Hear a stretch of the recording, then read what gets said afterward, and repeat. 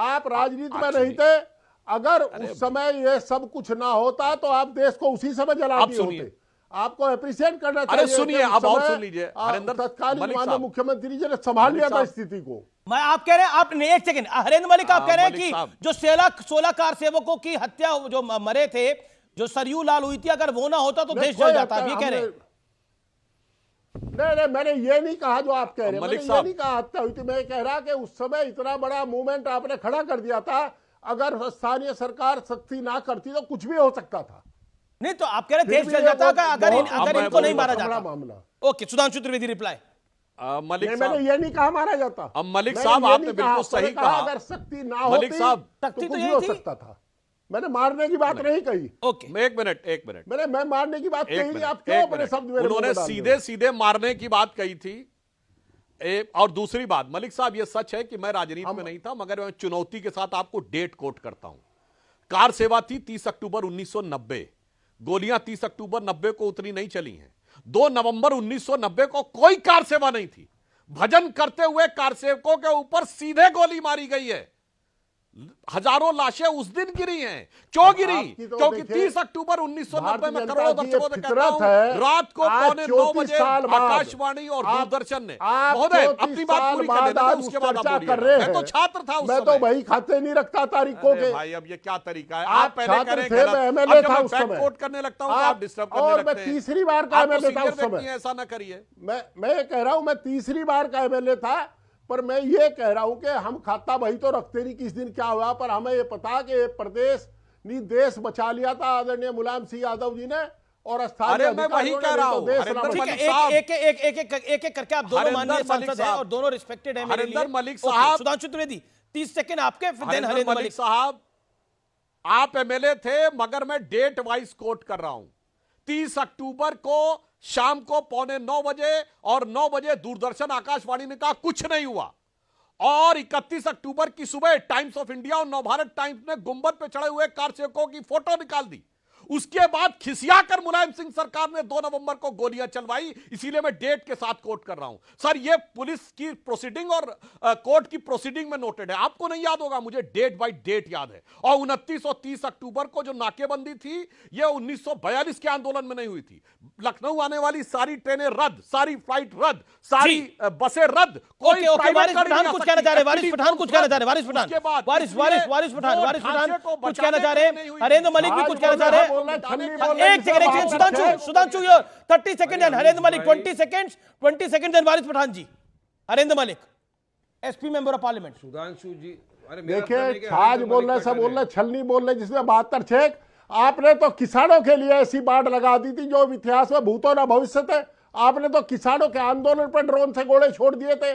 आप लोगों का योजनाबद्ध तरीके से धार्मिक उन्माद फैलाया। मंदिर भी वही था, मस्जिद भी वही थी, कुछ नहीं हो रहा था। आपने देश को बांटने का काम किया। और उस समय आपको यह भी जानकारी है कि स्थानीय स्तर पर कानून व्यवस्था कायम रखना जरूरी था, इसलिए कानून व्यवस्था जरूरी। परंतु आप किसान आंदोलन का क्या जवाब देंगे? आपने 750 किसान शहीद कर दिए। ठीक है वारिस पठान, वारिस पठान एक सुधांशु मैं आपको मौका दूंगा। पहली बार ऐसा देखा मैंने। ओके लेट्स आदरणीय प्रधानमंत्री ने एक शब्द नहीं लिखा। जी मलिक साहब आपका शुक्रिया। नहीं कर सके।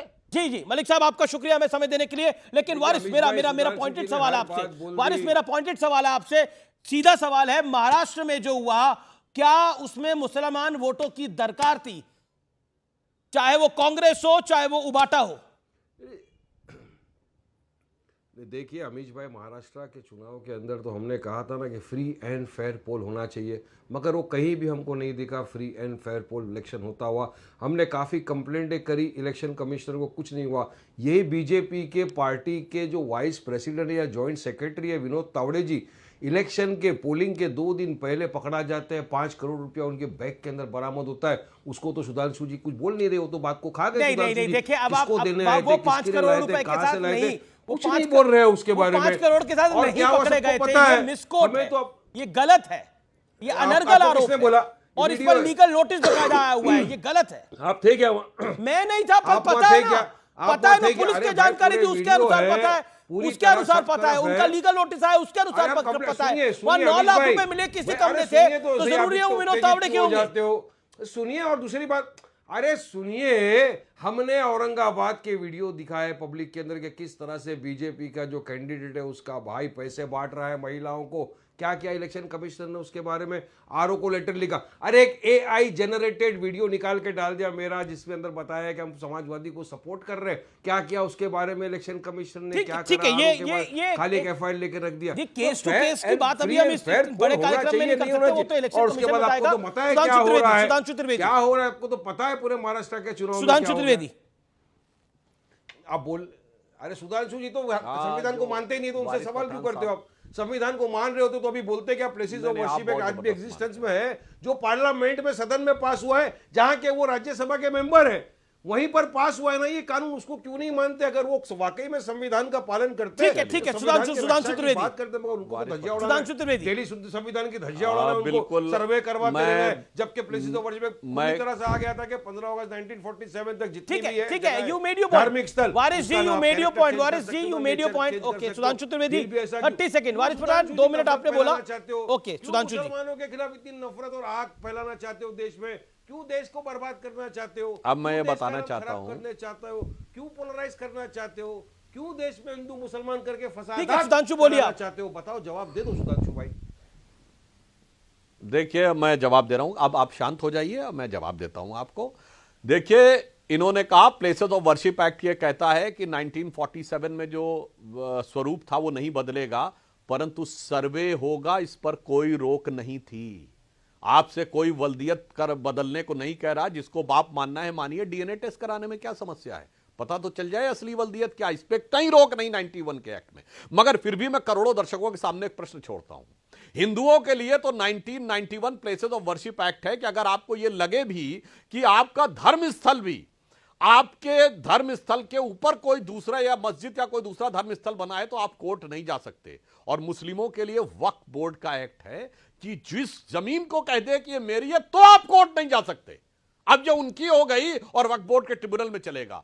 मैं करोड़ों दर्शकों से कहता हूं, देखो भाई इन सेकुलर सरकारों ने क्या दिया था तुम्हारे लिए। प्लेसेस ऑफ वर्शिप एक्ट, यानी तुम अपनी प्लेस ऑफ वर्शिप के लिए भी कोर्ट नहीं जा सकते, भले ही तुम्हें लगे कि ये क्या हुआ। और ये 47 से पहले की बात करते हैं, तमिलनाडु के तिरुचिरापल्ली गांव में जो 1500 साल पुराना मंदिर है, जहां वो गांव क्लेम जानते हैं किस आधार पर किया गया था कि सन 1572 या 62 में अर्काट के नवाब ने किसी जमाने में वो पूरा इलाका वक्फ के नाम कर दिया था। कान खोलकर मैं सारे देशवासियों से कहता सुनिए, वक्फ बोर्ड एक्ट कहता है कि टाइम की कोई लिमिट नहीं है। वो तो अर्काट का नवाब 1572 में लिख गया तो भी तुम्हारा है, मगर तुम्हारे लिए 1947 से पहले का नहीं है। अपने आप ये दोनों को तौल लो और उसके बाद समझो। इसीलिए मैं पुनः कहता हूं, जी मुझे ब्रेक के लिए रुकना पड़ेगा, मैं ब्रेक के बाद वापस आ रहा हूं। आप देख रहे हैं आर पार।